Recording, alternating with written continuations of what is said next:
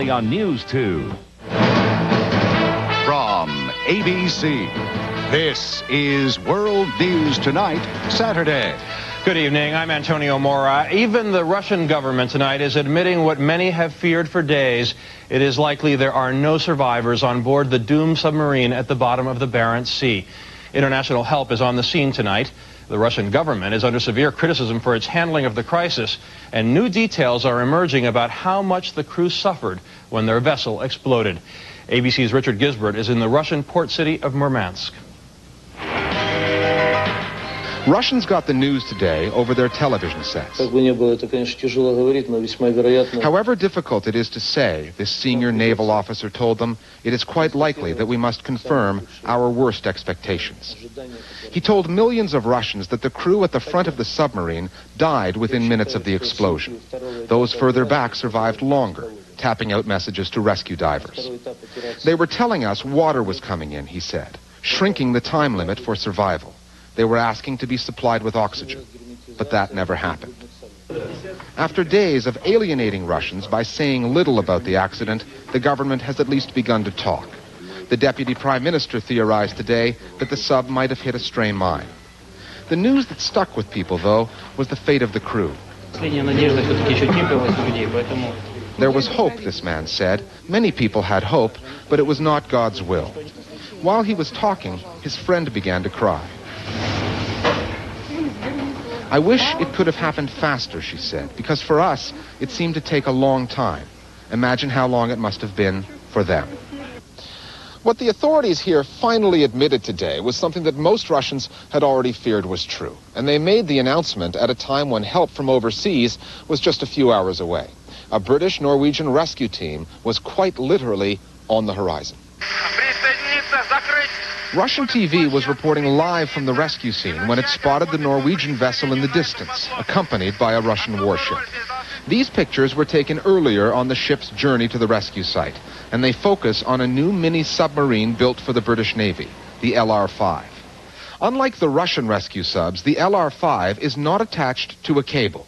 Free-floating and highly maneuverable, it's been described as an underwater helicopter. It has a 3-person crew, 2 pilots, and a rescue chamber operator. If it was to successfully dock with the Kursk and miraculously find survivors, it has a capacity of 16. As you can see, it's a bit cramped in here, but we can actually get 16 people in here. Not very comfortably, but we will get them in. Had the sub not been delayed in a Norwegian port while waiting for Russian government clearance, it would have been here 2 days ago. Russians may never know if that holdup cost some sailors their lives, or what actually happened on the ocean floor. And at the nearby naval base of Severomorsk, they are making preparations at the cemetery. Richard Gisbert, ABC News, Murmansk. Some observers say shades of the old Soviet Union have emerged as the submarine disaster has unfolded.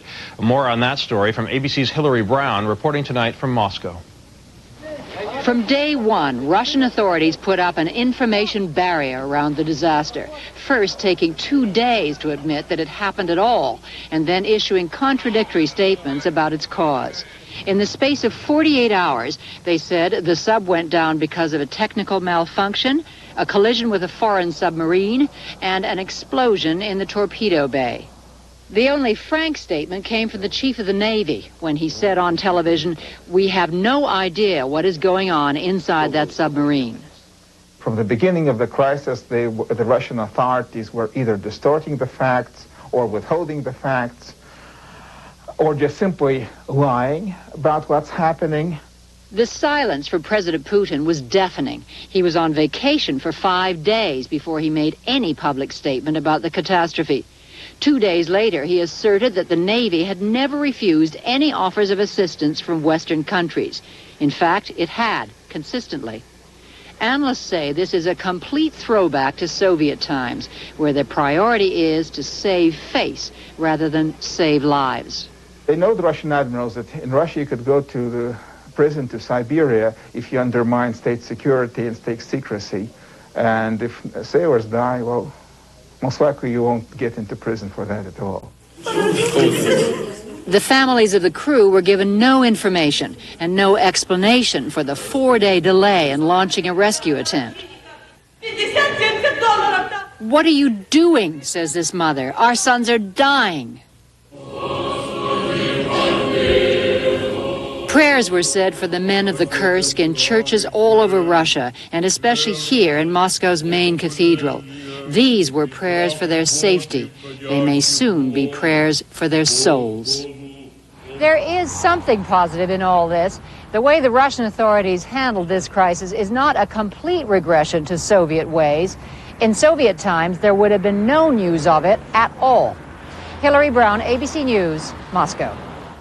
On an island near Tokyo, residents are digging out from a blanket of volcanic ash.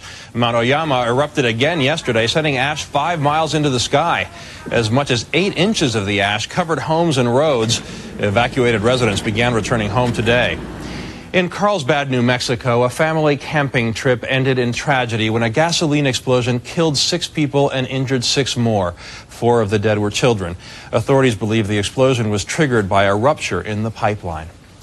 A class action lawsuit has been filed in Ohio against Ford Motor Company, accusing the carmaker of risking thousands of lives with a deliberately confusing tire recall. Ford has denied the allegations.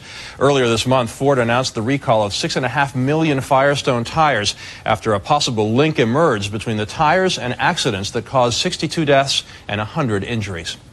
When World News Tonight this Saturday continues, now that the conventions are over, the presidential candidates hit the campaign trail and campaign river. And a shocking discovery at the North Pole fires up the global warming debate.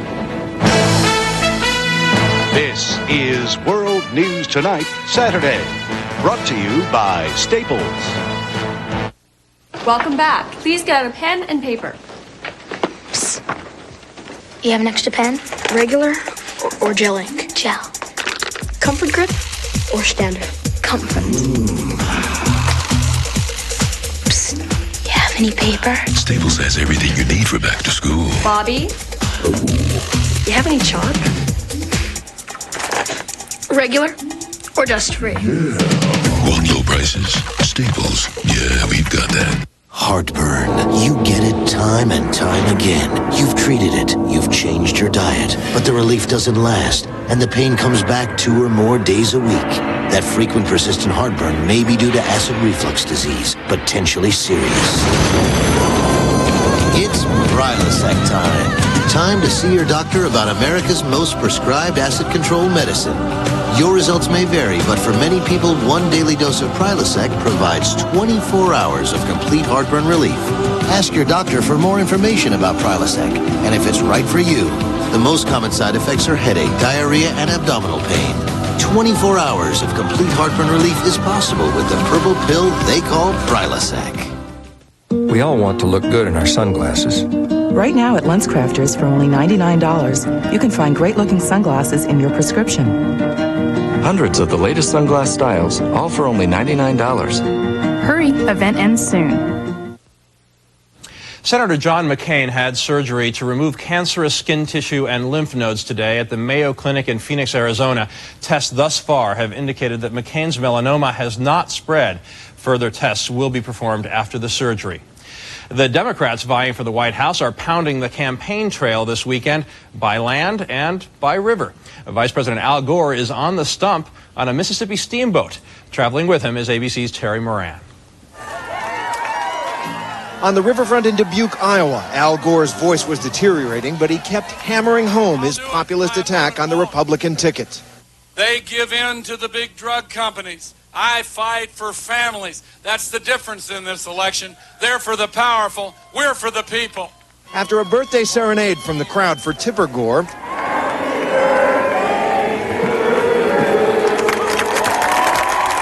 it was back on board the paddle wheeler Mark Twain for day 2 of this post-convention trip down the Mississippi. All the states this campaign is hitting on this trip, Wisconsin, Iowa, Illinois, and Missouri, were won handily by Bill Clinton in the past 2 elections. And yet the vice president is spending precious time trying to line them up this year because these are among the states where the election will be won or lost. And David, it's really kind of amazing that Gore chose to campaign in eastern Iowa, right? So far, the Gore campaign has been successful in one main objective, garnering a lot of positive coverage in the local press. And for some of the people who showed up this morning, the vice president seems to have turned a corner. You know, people were used to him in the background a lot, and I think he's really stepped forward now and speaking up a lot, and people are listening. He's so personable, and he comes across really well. And the campaign is turning up the heat on Governor Bush on the issue of debates, since Bush has said he would rather not participate in formal debates, preferring other venues like cable news talk shows. George Bush ought to be able to step up on stage and debate Al Gore one-on-one and tell the American people on national television where he stands. He should not duck. He cannot run. We will not let him hide. This campaign is definitely feeling a lift from the Democratic convention, and Al Gore himself seems more focused and disciplined on the stump. But with Governor Bush making major inroads in what used to be Clinton country, this candidate knows he can't take anything for granted. Antonio? Thank you, Terry. ABC's Terry Moran in Bellevue, Iowa. A Republican presidential nominee, George W. Bush, launches his biggest ad campaign ever on Monday. Today, Bush and his running mate, Richard Cheney, rallied with supporters at Southern Methodist University in Dallas. It is the last big event planned in Mr. Bush's home state. ABC's John Yang reports. George W. Bush was in familiar territory today, talking about a familiar topic. He's beginning his general election push with a 2-week focus on education, which experts say is a powerful issue among crucial swing voters. I know we need to have a president, and when we find children trapped in schools that will not teach and will not change, we better challenge the status quo, because there's no second-rate children in America and no second-rate dreams. Later, in New Mexico, he called for spending $900 million to rehabilitate crumbling Native American schools. Buildings are old and classrooms are poorly equipped, and maintenance oftentimes is neglected. There's a failure of responsibility at the federal level. And a new television ad on education will appear in 21 states, including many key electoral battlegrounds. Now is the time to teach all our children to read and renew the promise of America's public schools. Analysts say Mr. Bush will have to offer policy specifics right up to Election Day in order to counter Democratic critics. I think the Democrats have scored some points, or at least raised some questions about how serious and substantive he is. He does tend to be rather general in his comments, and he does have to demonstrate that he can be president of the United States, not just a good campaigner. Next week, Mr. Bush takes his message on education to states like Wisconsin, Illinois, and Missouri. And Antonio, those are all key battleground states that will decide the winner in November. On ABC's John Yang in Las Cruces, New Mexico. President Clinton spent a quiet 54th birthday near Lake Placid today, joined by his wife Hillary and daughter Chelsea. Vice President Al Gore's wife Tipper turned 52 today. We'll be back with more in just a moment. My dad and I are pretty close. One day last year, his arthritis was acting up, so he took some Bayer. It has all the strength of prescription Tylenol. It relieved his pain. The next day, he suffered a heart attack. Incredibly, the doctor said Bayer not only relieved his arthritis pain, but aspirin helped save his life. Knowing all that Bayer can do, why would anyone take any other pain reliever again? Bayer, powerful pain relief and so much more. This is Batman. I need my door unlocked. I'll do it right away. If you get locked out, an OnStar advisor can unlock your doors by remote. Even the most self-sufficient driver needs a little help now and then. OnStar, this is Jeff Field, and how can I help you, Batman? I'm low on jet fuel. The nearest station is 2 miles ahead on your left. Thanks. You recognize this? Sure you do. It's $1. You want to know why George Washington looks so ticked off? It's because he remembers when $1 was worth something. Nowadays, you're lucky if you can buy a pair of used socks at a garage sale for under $1. Well, cheer up, Georgie boy. At least you can get all your long-distance calls for only 99 cents. That's right. Just dial 1010-220, and all calls up to 20 minutes are only 99 cents, and just 7 cents a minute after that. No fees, no switching. So if you want to talk up to 20 minutes for only 99 cents, just dial 1010-220 first. Are you ready to see yourself as others see you? I didn't know I was so gray. Now escape that old gray look with new Just for Men. More than a hair color, it's the Rejuvenator. Just for Men shampoos away gray in 5 easy minutes and now has vitamins. It brings back a thicker, healthier look that's completely natural. I like what I see. Just for Men. More than a hair color, it's the Rejuvenator. Is Al Gore his own man? Both campaigns weigh in with the latest. Ralph Nader says he isn't, and he'll explain why in an exclusive interview Sunday on This Week. Sports fans at University of Mississippi campus events are now prohibited from waving Confederate flags. A federal appeals court backed the ban, upholding a federal district judge's decision from last year. An attorney for the white supremacist nationalist movement says he will appeal the decision. In North Carolina, tens of thousands of people are still without power tonight. Savage storms from the mountains to the coast ripped out trees and power lines yesterday. 50,000 power outages were reported throughout the state today. A Goodyear blimp ripped in half today as it tried to land in Philadelphia. A gust of wind blew the blimp into a metal mooring pole, tearing it and dumping the metal cockpit onto its side. The captain and 6 passengers all walked away uninjured. More than 2 million Catholic pilgrims braved 100-degree heat for a glimpse of Pope John Paul II. The Mass and vigil at a campground in Rome capped off this year's World Youth Day. The Pope created the event in 1985 to inspire young Catholics.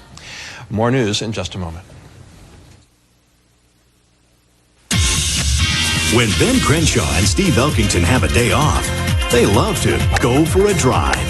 You can too, because now, in honor of the Buick Open, get $400 Buick Golf Gimme Cash on LeSabre and Century for a total of $1,900 cash back on the award-winning 2000 LeSabre and a total of $2,400 in cash and option package discounts on the Century 2000 Special Edition. Hurry, the $400 golf offer ends August 31st. Don't miss it. See your Buick dealer today.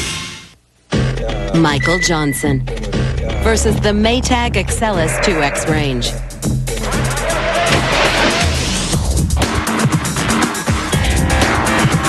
With its rapid cook technology, the Maytag Excelis is the only range that cooks in half the time. Who's fast now, Michael? Witness the phenomenon for yourself, online or at your Maytag store. Who says you can't share secrets with your grandson for years and years? Who says you can't watch the waves break for many summers to come? Pravachol says you can fight back against heart attack. If you have high cholesterol or heart disease, and diet and exercise still aren't enough, adding Pravachol can make a difference. Other drugs lower cholesterol, but Pravachol is the only drug of its kind that's also proven to help prevent both first and second heart attacks, so you can live a longer, healthier life. Talk to your doctor about Pravachol today. Pravachol, a prescription drug, isn't for everyone, including people with liver problems or women who are pregnant, nursing, or may become pregnant. And because serious side effects can result, tell your doctor about any muscle pain or weakness you experience while on Pravachol. Your doctor may do blood tests to check for liver problems. Tell your doctor about any medicines you are taking. Who says you can't spend a lifetime with your first love? Pravachol. It's your life. Fight for it. A major power line from southeastern Montana to the Pacific Northwest is still down. A 100,000-acre wildfire is to blame. The blaze, one of many in Montana, is forcing evacuations of people and livestock. The power lines carry enough electricity to light 4 cities the size of Seattle, but service so far is unaffected. President Clinton's weekly radio address highlighted what the White House is calling a Marshall Plan for AIDS. Clinton signed a bill today authorizing $300 million for AIDS prevention, health care, and education for countries hardest hit by the disease. The measure also provides a trust fund for countries devastated by the epidemic. Remains thought to be those of 14 Americans who fought in the Korean War arrived in Japan today. About 20 veterans attended a UN repatriation ceremony for the lost soldiers. The remains are being taken to a lab in Hawaii today for identification. Coming up, the ice cap at the top of the world is melting, perhaps for the first time in 50 million years. Is proof of global warming finally here? Do you know what your day is going to be like? I don't. So if I get constipated, I rely on Metamucil. It's 100% natural fiber, treats my body gently. Unlike my job. Metamucil. For irregularity, it's the doctor's natural choice. I'll trade you this salad for your pudding. Nope. This newspaper for that comic. Trade you mitts. No. I'll trade you my 1998 Gateway PC for a brand new Gateway Essential PC with an Intel Pentium 3 processor, plus training. Deal. Buy a Gateway Essential PC with the YourWare program and trade it in toward the purchase of a new one after 2 years. Visit one of our 300 stores or call us. Also want my little sister for a scanner. When Ben Crenshaw and Steve Elkington have a day off, they love to go for a drive. You can too, because now, in honor of the Buick Open, get $400 Buick Golf Gimme Cash on LeSabre and Century for a total of $1,900 cash back on the award-winning 2000 LeSabre and a total of $2,400 in cash and option package discounts on the Century 2000 Special Edition. Hurry, the $400 golf offer ends August 31st. Don't miss it. See your Buick dealer today. In this place, I see a lot of gas. I also see a lot of folks taking medicines that don't fight gas. But Gas-X has the most powerful medicine to relieve gas fast. Not that I've seen works faster. Gas-X beats the bloat fast. Camp is where it all begins, and championship dreams are born. ABC Sports presents an NFL preseason special, Green Bay versus Miami, Monday night. The National Zoo in Washington has applied for permission to rent 2 young pandas from Western China. The zoo would pay $10 million for Mi Shang, a 2-year-old female, and Tian Tian, a 3-year-old male. The zoo has been without a panda since the death of Sing Sing last year. Part of the ice cap at the top of the world has melted. The New York Times reports that some scientists are calling it dramatic proof that global warming has started to alter our climate. ABC's Dan Harris has more. This is how it usually looks. What you expect to see when you get to the North Pole is solid ice. But on a recent expedition from Norway to the North Pole, Malcolm McKenna, along with a group of scientists and tourists, found open water, about a mile of it, right on the Earth's crown. McKenna, a paleontologist who has studied global warming, immediately started taking pictures to record what he says should be a serious wake-up call. I think those who think that global warming is not occurring should pay a little closer attention to at least this single instance. What McKenna and the others saw, however, may have been just an aberration. Experts say strong winds likely broke the ice apart. What is truly remarkable is that the expedition saw thinning ice all over the polar region. Climatologist Doug Martinson says the area has been warming at an alarming rate. It's just another piece of evidence that's starting to say, wow, this may be really happening up there. It's really getting thinner, and eventually if we lose the ice in the summertime, we're talking about a potentially dramatic change, not just to the wildlife, but also to global climate. Global warming, he says, could change weather patterns all over the Earth, affecting agriculture, water management, and energy management. But skeptics say the climate of the North Pole is always fluctuating, and that the open water recently seen there should not be cause for concern. It's fashionable these days to blame everything on global warming, particularly on man-made global warming, but I'm afraid the evidence doesn't point in that direction. Malcolm McKenna remains shocked by what he saw. He says we should not ignore that, as he wryly puts it, Santa's workshop is now underwater. Dan Harris, ABC News, New York. To learn more about global warming and how it may be affecting your part of the country, visit the weekend page at abcnews.com. And that is our report for tonight. Tomorrow on This Week with Sam Donaldson and Cokie Roberts, Bush Communications Director Karen Hughes and Gore Senior Advisor Bob Shrum dissect the Democratic Convention. I'm Antonio Mora. For all of us here at ABC News, have a great night.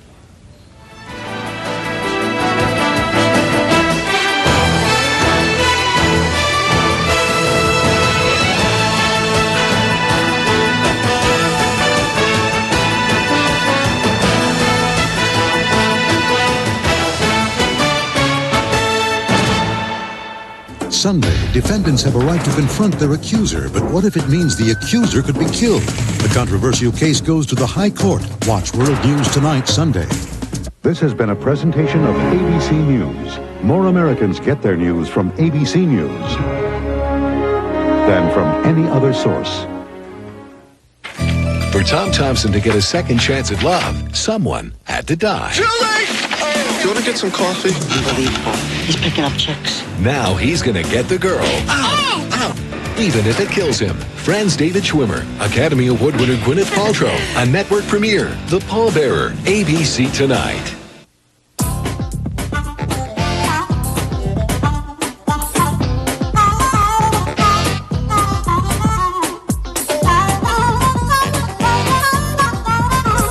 The 2000 Honda Clearance. It happens only once a year, and it's over before you know it. We live in rare times, don't we? The 2000 Honda Clearance. Seize the moment. Now, News 2. First, fast, accurate. We're here hoping to get their pictures out, that somebody will see them and help me find my boys.